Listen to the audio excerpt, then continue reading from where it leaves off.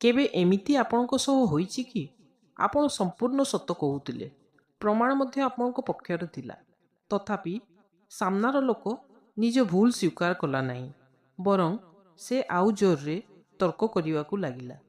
ନିଜ ଭୁଲ ବୁଝିବାକୁ ସେ ଆଦୌ ରାଜି ନୁହେଁ। ଆଉ ସେହି ସମୟରେ ଆମକୁ ରାଗ ଲାଗେ। ଆମକୁ ଲାଗେ ମୁଁ ତାକୁ ବୁଝେଇକି ହିଁ ଛାଡ଼ିବି। କିନ୍ତୁ ଆଚାର୍ଯ୍ୟ ଚାଣକ୍ୟ କହନ୍ତି, ମୂର୍ଖ ଲୋକଙ୍କ ସହ ତର୍କ କରିବାର ଅର୍ଥ ହେଉଛି ନିଜର ସମୟ, ଶକ୍ତି ଏବଂ ମାନସିକ ଶାନ୍ତିକୁ ନିଜେ ନଷ୍ଟ କରିବା। କାରଣ ମୂର୍ଖ ଲୋକ ସତ ଜାଣିବାକୁ ଚାହେଁ ନାହିଁ। ସେ କେବଳ ନିଜ କଥାକୁ ହିଁ ସତ ପ୍ରମାଣ କରିବାକୁ ଚେଷ୍ଟା କରେ। ତେବେ ପ୍ରଶ୍ନ ହେଉଛି, ଏମିତି ପରିସ୍ଥିତିରେ ଚୁପ୍ ରହିବା ଉଚିତ ନା ଉତ୍ତର ଦେବା ଉଚିତ? ଆପଣ କ'ଣ ଭାବୁଛନ୍ତି? କମେଣ୍ଟରେ ଜଣାଇବେ।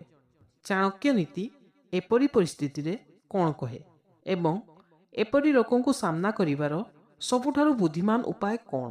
ଆଜି ଏହି ଭିଡ଼ିଓରେ ଆମେ ଚାଣକ୍ୟଙ୍କ ନୀତି ଆଧାରରେ ଏହି ଗଭୀର ଶିକ୍ଷାକୁ ବୁଝିବା, ଯାହା ଆପଣଙ୍କୁ ଅନାବଶ୍ୟକ ତର୍କରୁ ବଞ୍ଚାଇବ। ଚାଣକ୍ୟଙ୍କ ମତରେ ମୂର୍ଖ ବ୍ୟକ୍ତି ସେ ନୁହେଁ ଯାହାର ପାଠପଢ଼ା କମ୍। ପ୍ରକୃତ ମୂର୍ଖ ସେହି ବ୍ୟକ୍ତି ଯିଏ ସତକୁ ସ୍ୱୀକାର କରିବାକୁ ଚାହେଁ ନାହିଁ। ଏପରି ଲୋକ ବୁଝିବା ପାଇଁ ନୁହେଁ, କେବଳ ଜିତିବା ପାଇଁ ତର୍କ କରନ୍ତି। ସେମାନଙ୍କ ପାଇଁ ଯୁକ୍ତିର କୌଣସି ମୂଲ୍ୟ ନାହିଁ। ନିଜର ଅହଙ୍କାର ହିଁ ସେମାନଙ୍କର ସବୁଠାରୁ ବଡ଼ ଯୁକ୍ତି। ତେଣୁ ଆପଣ ଯେତେ ପ୍ରମାଣ ଦେବେ କିମ୍ବା ଯେତେ ଶାନ୍ତ ହୋଇ ବୁଝାଇବେ, ସେମାନେ ସେତେ ଅଧିକ ବିରୋଧ କରିବେ।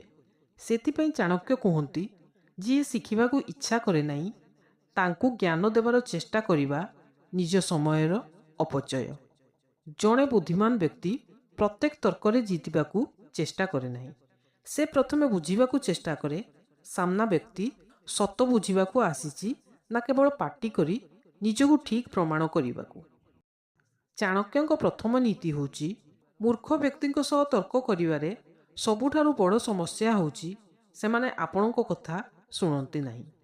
ସେମାନେ କେବଳ ଆପଣଙ୍କ ଚୁପ୍ ହେବାକୁ ଅପେକ୍ଷା କରନ୍ତି, ଯାହାଦ୍ୱାରା ନିଜ କଥାକୁ ଲଦି ପାରିବେ। ସେମାନଙ୍କ ପାଇଁ ସତଠାରୁ ନିଜ ଅହଙ୍କାରକୁ ବଞ୍ଚାଇବା ଅଧିକ ଜରୁରୀ। ଆପଣ ଶାନ୍ତ ରହିଲେ ସେମାନେ ତାହାକୁ ନିଜର ବିଜୟ ବୋଲି ଭାବିବେ, ଆଉ ଆପଣ ରାଗିଗଲେ ସେମାନେ ସେହି ରାଗକୁ ନିଜର ସଫଳତା ମନେ କରିବେ।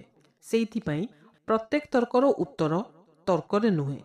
କେତେକ ତର୍କର ସର୍ବୋତ୍ତମ ଉତ୍ତର ହେଉଛି କେବଳ ନୀରବତା। ବୁଦ୍ଧିମାନ ବ୍ୟକ୍ତି ପ୍ରତ୍ୟେକ ଲଢ଼େଇରେ ଛିଡ଼ି ପଡ଼େ ନାହିଁ।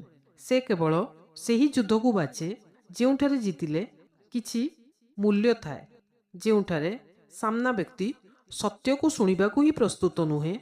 ସେଠାରେ ତର୍କ କରିବା ନିଜ ଶାନ୍ତିକୁ ବାଜି ଲଗାଇବା ସହ ସମାନ।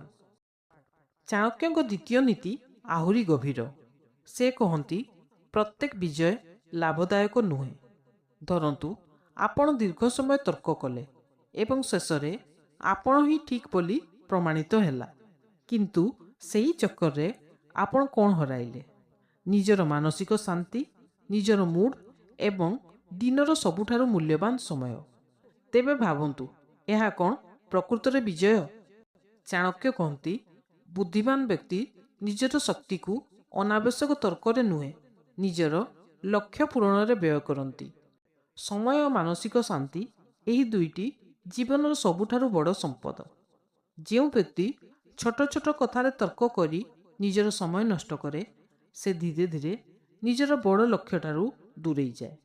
ସେଥିପାଇଁ କେବେ କେବେ ଚୁପ୍ ରହି ଆଗକୁ ବଢ଼ିଯିବା ହିଁ ସବୁଠାରୁ ବଡ଼ ବୁଦ୍ଧିମତ୍ତା। ଚାଣକ୍ୟ କହନ୍ତି, ପ୍ରତ୍ୟେକ କଥାର ଉତ୍ତର ଶବ୍ଦରେ ଦେବା ଆବଶ୍ୟକ ନୁହେଁ। ଅନେକ ସମୟରେ ଆପଣଙ୍କ ନୀରବତା, ଆପଣଙ୍କ ଧୈର୍ଯ୍ୟ ଏବଂ ଆପଣଙ୍କ କର୍ମ ହିଁ ସବୁଠାରୁ ଶକ୍ତିଶାଳୀ ଉତ୍ତର ହୋଇଥାଏ। ମୂର୍ଖ ବ୍ୟକ୍ତିଙ୍କ ସହ ତର୍କ କରି ତାଙ୍କୁ ବଦଳାଇବାର ଚେଷ୍ଟା କରନ୍ତୁ ନାହିଁ, ବରଂ ନିଜର ଶକ୍ତିକୁ ନିଜକୁ ଶ୍ରେଷ୍ଠ କରିବାରେ ଏବଂ ନିଜର ଲକ୍ଷ୍ୟ ପୂରଣରେ ଲଗାନ୍ତୁ। କାରଣ ଯିଏ ନିଜର ମନକୁ ଜିତିପାରେ, ସିଏ ହିଁ ପ୍ରକୃତ ବିଜୟୀ।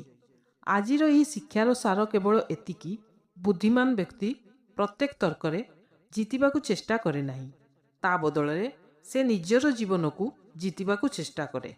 ଏହି କଥା କେବଳ ମୂର୍ଖ ଲୋକଙ୍କ ସହ ବ୍ୟବହାର ପାଇଁ ନୁହେଁ, ବରଂ ପ୍ରତ୍ୟେକ ସେହି ପରିସ୍ଥିତି ପାଇଁ ପ୍ରଯୁଜ୍ୟ ଯେଉଁଠାରେ ଆମର ଅହଙ୍କାର ଆମକୁ ଅନାବଶ୍ୟକ ତର୍କ ଦିଗକୁ ନେଇଯାଏ। ଯଦି ଚାଣକ୍ୟଙ୍କ ଏହି ନୀତି ଆପଣଙ୍କୁ ଭଲ ଲାଗିଥାଏ, ତେବେ ଏହି ଭିଡ଼ିଓକୁ ନିଜ ପରିବାର ଓ ବନ୍ଧୁଙ୍କ ସହ ନିଶ୍ଚୟ ସେୟାର କରନ୍ତୁ ଏବଂ କମେଣ୍ଟରେ ପଦେ ଲେଖନ୍ତୁ। ନୀରବତା ହିଁ ଶକ୍ତି। ଧନ୍ୟବାଦ।